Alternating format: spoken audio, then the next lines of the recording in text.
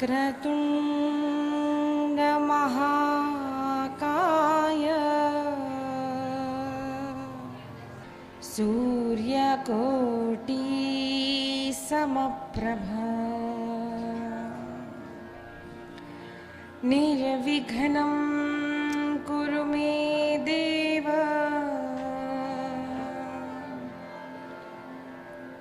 सर्वकार्येषु सर्वदा।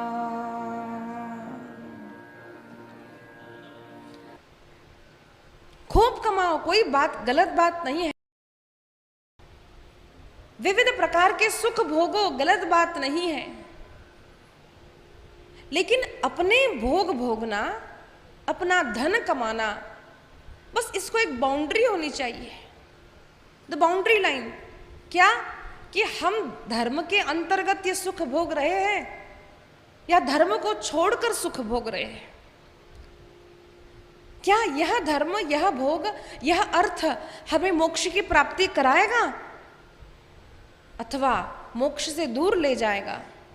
अगर धर्म और मोक्ष के अंतर्गत अर्थ और काम नहीं है तो समझ लेना कि हम पतन की ओर जा रहे हैं।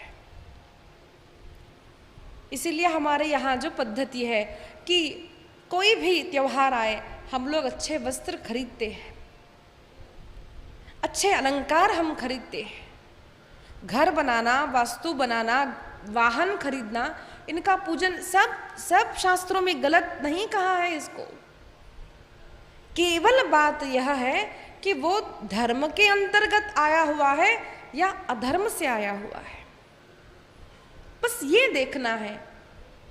और जब हमें ज्ञान हो जाए कि अब तक भले ही मैंने जानबूझकर या अनजाने में पाप कर दिया हो, कोई बात नहीं, लेकिन अब मैं नहीं करूंगी।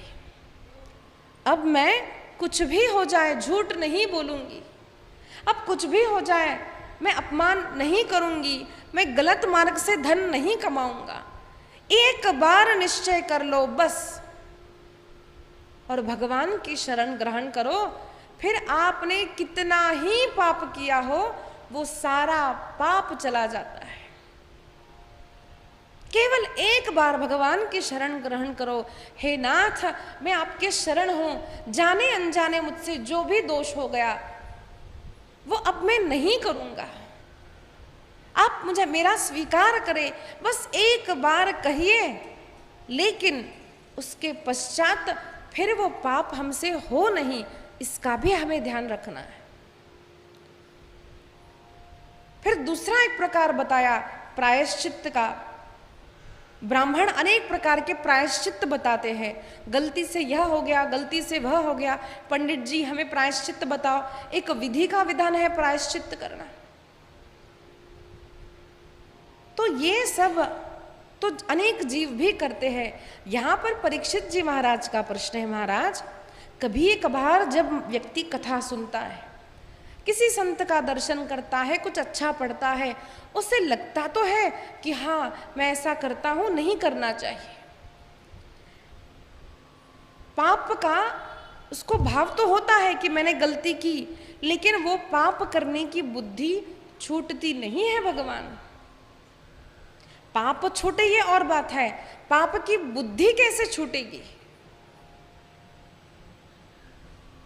तब शुकाचार्य जी ने कहा वो केवल एक बात से छूटेगी। जो भगवान का अनन्य शरण होकर भगवान का नाम स्मरण अपनी जिह्वा से करता है ना, उसके हर इंद्रिय से पाप बाहर निकल जाता है, उसकी बुद्धि स्थिर होने लगती है। धीरे धीरे अनेक इंद्रियां जितने भी पाप करती है धीरे धीरे शुद्ध होने लगती है, अंतःकरण शुद्ध होता है, पाप करने की बुद्धि नाश। इतना ही नहीं, अब सुख भोगने की भी इच्छा का नाश हो जाता है। लेकिन इसके लिए एक सरल मार्ग की आवश्यकता है, भगवान का नाम स्मरण करना। और इसी का महात्म्य वर्णन करते हुए परीक्षित जी महाराज ने अजामिल की कथा कही है। कोई संत कहते हैं यह नाम की महिमा की कथा है, तो कोई कहते हैं यह नामाभास की महिमा है। क्यों? उसने नाम लिया नहीं, अपने पुत्र का नाम लेता रहा और वह भगवान का नाम था। हम देखेंगे अभी। अत चोदाहरन्ती मितिहासं पुरातनम् दूतानां विष्णुयमयोः संवादस्तन्निबोध मे। कान्यकुब्जे द्विजः कश्चित् दासीपतिरजामिलः नाम्ना नष्टसदाचारो दास्या संसर्गदूषितः।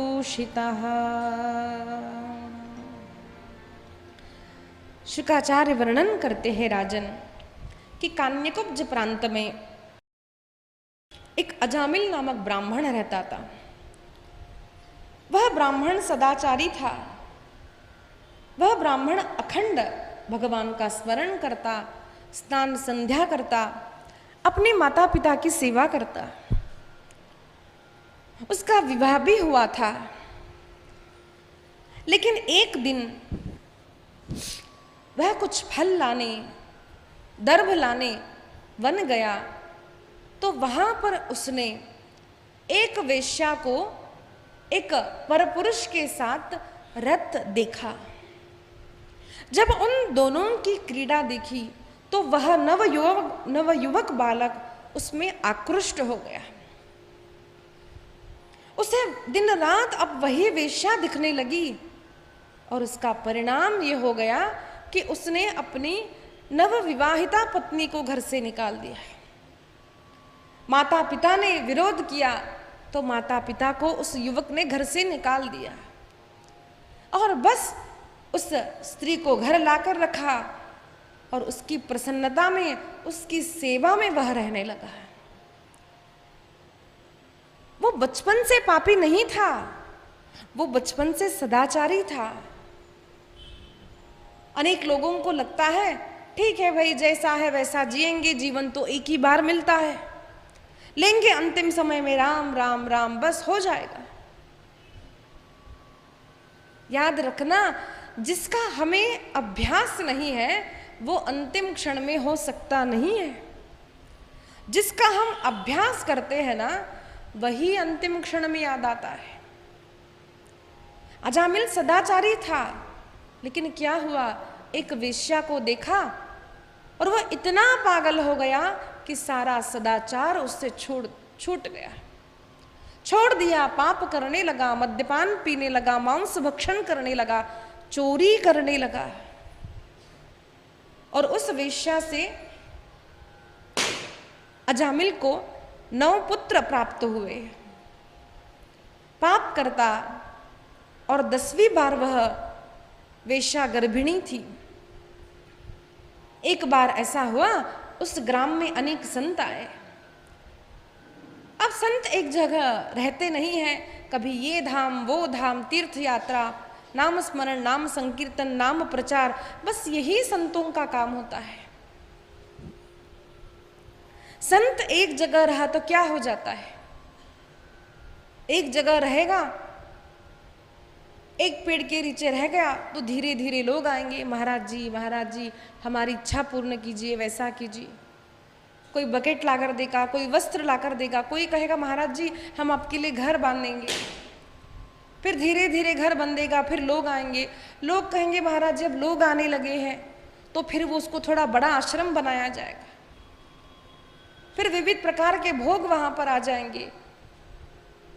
अनेक भोगों में वो अगर रत हो गया तो उस साधु का भी नाश हो सकता है। इसीलिए साधु तो चलता भला, भले आश्रम बांधे, लेकिन एक ही जगह उन्हीं लोगों में वही सुख भोगता हुआ कोई साधु नहीं रहता। साधु जन जन में जाकर भगवान का, भगवत भक्ति का, भगवान नाम का प्रचार करते हैं। यह संत भी जैसे ही यात्रा करते रहे, वहां पर आए, पूछा यहाँ पर किसी श्रेष्ठ ब्राह्मण का घर है? तो अब गांव गांव में ऐसे लोग होते हैं, हम जब कथा कीर्तन करें, अच्छा काम करें, तो लोग सभी हमें अच्छा ही कहेंगे ऐसा नहीं है। अब लोगों को लगता है ये बाबा लोग तो क्या है, बस इनको कपड़ा मिलता है, लत्ता मिलता है, बस ये तो निकम्मे है। ऐसी अनेक युवा लोगों की धारणा है। ऐसा नहीं है। सन्यासी और हमने सुना ब्रह्मचारी, साधु, संत जो हमें ज्ञान प्रदान करते हैं ना, वो आपके धन के लिए नहीं करते, और वो इतना श्रेष्ठ ज्ञान होता है, हम जो कुछ थोड़ा भी संतों को दे वो बहुत कम है। ऐसा कभी मत समझना कि हम धन देते हैं इसीलिए इनका घर चलता है। हम सुनूंगी, परसों कथा आती है, इंद्र से गौ माता ने कहा है, प्रभु साधुओं पर जो अधिकार है वो इंद्र का न हो, यानी किसी भी व्यक्ति का साधु संतों पर अधिकार नहीं होना चाहिए। हमारे वस्त्रों से, हमारे धन से कोई संत कभी जीता नहीं है, याद रखना है। अच्छा, दूसरी बात है, जरा आप अपने आप से पूछ लीजिए, हम कुछ 10 रुपए, 20 रुपए, 100 रुपए जो भी आप देते हो, जो भी आप वस्त्र किसी संत को प्रदान करते हो, मुझे बताइए वो ऐसे ही थोड़ी देते हैं। कुछ हमारी इच्छा होती है, बस हमारा बेटा हो जाए, हम हनुमान जी को चोला चढ़ाएंगे, बस महाराज जी हमारी इच्छा पूरी हो जाए, बस ये दक्षिणा हम चढ़ा देंगे। हम स्वार्थ के साथ हम धन देते हैं। क्यों? हम ये जानते हैं कि जब हम धन प्रदान करते हैं तब हमें बदले में उनका पुण्य मिलता है। इसीलिए कई साधु संत दक्षिणा लेते नहीं। क्यों? क्योंकि जब हम किसी का कुछ लेते हैं ना, उसके बदले में हमें अपना पुण्य उन्हें देना ही पड़ता है। इसीलिए ऐसा कभी मत सोचना कि हम दे रहे हैं इसीलिए उन साधुओं का, उन संतों का जीवन चल रहा है। गोपाल कृष्ण भगवान की जय। 2 मिनट नाम संकीर्तन करते हैं। राधा राधा कृष्ण राधा,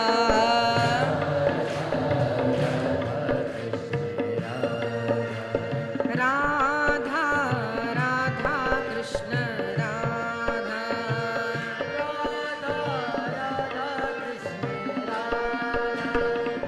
राधा राधा कृष्ण राधा,